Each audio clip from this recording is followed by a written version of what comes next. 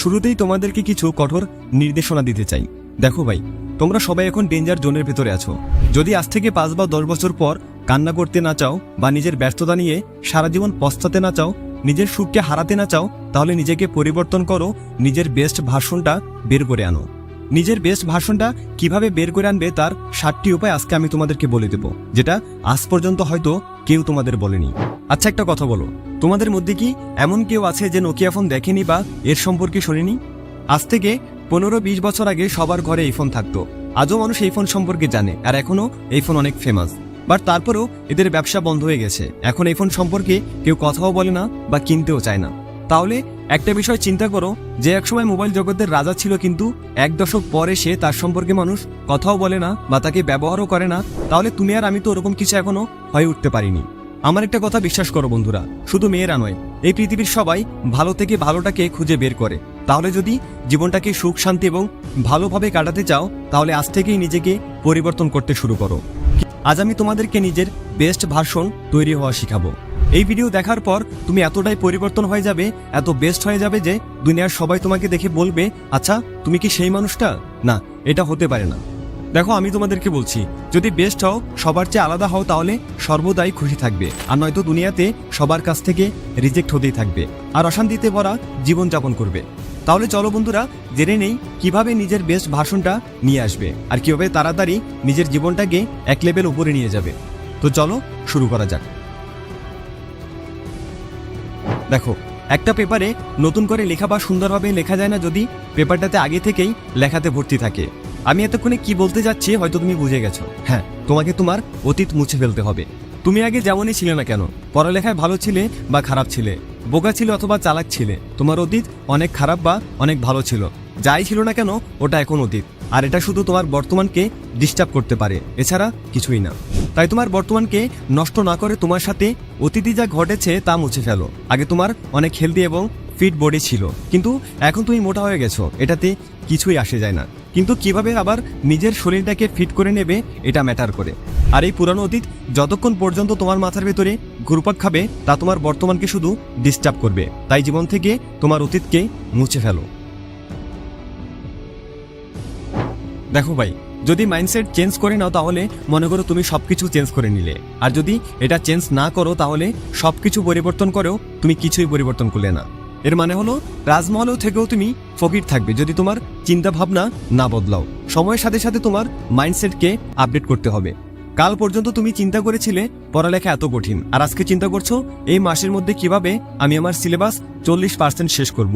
এটাই তো তোমার মাইন্ডসেটের পরিবর্তন, যা সামনে তোমাকে তোমার বেটার ভার্সনে আপডেট করে। কাল পর্যন্ত তুমি ভেবেছিলে এত সকালে কে উঠবে, আমার দ্বারা হবে না, আর আজকে তুমি ভাবছো কাল সকাল 5টায় উঠতে হবে, তাই 4-5টা অ্যালার্ম সেট করো। আর কাল যদি তুমি 5টার জায়গায় 6টা বাজেও ঘুম থেকে উঠতে পারো, তাহলে তোমাকে কনগ্রেচুলেশন বন্ধু, তুমি একটা বড় জিত অর্জন করেছো। তাই নিজেকে পরিবর্তন করার জন্য নিজের মন মানসিকতা পরিবর্তন করতে হবে। তোমার ভুলগুলোকে জীবন থেকে মুছে ফেলতে শুরু করো। দেখো বন্ধু, ভুল করার ভুল হওয়ার মাঝে অনেক পার্থক্য আছে। কেউ হাঁটতে হাঁটতে উস্তা খেয়ে পড়ে গেল, তাহলে এটা তার ভুল ছিল, যা আগামী অনেকদিন পর্যন্ত তা না হওয়ার সম্ভাবনা আছে। কিন্তু কেউ যদি নিজে নিজে তার পায়ে আঘাত করে, তাহলে সেটা তার ত্রুটি, এটা তো অন্য কথা হয়ে গেল। কারণ এরকম ভুল পুরোটা মুছে ফেলা কোনো মানুষের হাতে থাকে না। কিন্তু আমরা যখন প্রতিনিয়ত কোনো ভুল করতে থাকি আর তা বোঝার চেষ্টা না করি, তাহলে তখন তো একটা বড় ত্রুটি হিসাবে আমাদের শরীরে আটকে যায়। এর ফলে এমন হয় যে আমরা এই ত্রুটিটা কাটিয়ে আগে যেতে পারি না, আর আমরা অনেক পিছনে পড়ে যাই। তো একটা কাজ করো, কাগজে লেখো কি কি ত্রুটি রয়েছে তোমার মাঝে। হতে পারে তুমি বেশি ঘুমাও, তুমি বেশি কান্না করো, তুমি বাহানা বেশি করো, বা তুমি চেঁচামেচি বেশি করো আর ভয় পাও, পড়ালেখা কম করো। এরকম যত ত্রুটি রয়েছে তোমার মাঝে, তার সবগুলো একটা একটা করে মুছে ফেলতে হবে তোমার জীবন থেকে। কারণ এটা করার ফলে তোমার সামনের রাস্তা সোজা হয়ে যাবে এবং একটা নতুন মানুষ হিসেবে বেড়ে ওঠা অনেক সহজ হয়ে যাবে। দেখো, একটা মানুষকে শেষ করে দেওয়ার জন্য 4টি নষ্ট বন্ধু বা মানুষের যথেষ্ট। ঠিক সেভাবেই একজন নষ্ট মানুষ যদি চায়, তাহলে সে ভালো পথে ফিরে আসতে পারে যদি তার সার্কেল ভালো হয়। সেজন্য আমি বারবার বলতে থাকি, সৎসঙ্গ দাও, ভালো মানুষের সাথে থাকো। কিন্তু একটা জিনিস চিন্তা করো, একজন খারাপ মানুষকে 4জন ভালো মানুষ কেন জায়গা দেবে তাদের সার্কেলে? তখনই দিবে যখন তার মাঝে পরিবর্তন দেখতে পাবে। উপরের স্টেপগুলো ফলো করলে একজন মানুষের মাঝেই পরিবর্তন আসবে। আর এই সময় যে জিনিসটা তাকে সবচেয়ে বেশি সাহায্য করবে তা হলো একটা ভালো সার্কেল। একটা বেটার সার্কেলে থাকার ফলে দুইটা বিষয় ঘটবে। প্রথমত, তুমি আরো ভালো হওয়ার জন্য একটা অনুপ্রেরণা পাবে, আর একটা কম্পিটিশন পাবে যা তোমার ভালো হওয়ার প্রোগ্রেসে অনেক বড় হাত থাকবে। দ্বিতীয়টি হলো, তুমি আর কখনো খারাপ পথে যাবে না। এই জন্য একটা বেটার সার্কেলের মাঝে থাকো, এতে তোমার অনেক উপকার হবে। যদি তুমি নিজেকে অনেক পরিবর্তন করতে চাও আর খুব দ্রুত করতে যাও, তাহলে এক কাজ করো, কখনো নিজেকে অন্যের সাথে কম্পেয়ার করতে যাবে না, নিজেকে নিজের সাথে কম্পেয়ার করো। আর রাতের বেলা শোয়ার সময় আজকের দিন গতকালের দিনের সাথে কম্পেয়ার করো। একজন মানুষ যতই খারাপ বা ধ্বংস হোক না কেন, দিন শেষে তার মাঝেও রিয়েলাইজেশন আসে যে সে কতটা ধ্বংস হয়ে গেছে। তুমি সারাদিন যাই করো না কেন, রাতের বেলা শোয়ার সময় তোমার আজকের দিনের সাথে গতকালের দিনটা কম্পেয়ার করবে। আর এই কম্পারিজনকে সিরিয়াসলি নিতে হবে যে গতকাল আমি যেরকম ছিলাম আজকে একটু হলো তার চেয়ে ভালো হব, কিন্তু তার চেয়ে কম না। গত দিনের ক্রিকেট ম্যাচ বা কম্পিটিশন বা এক্সাম, গত দিনের প্র্যাকটিস যেমনই হোক না কেন, আগামীকাল তার চেয়ে এক ধাপ হলেও ভালো করব, কিন্তু তার চেয়ে খারাপ করা যাবে না।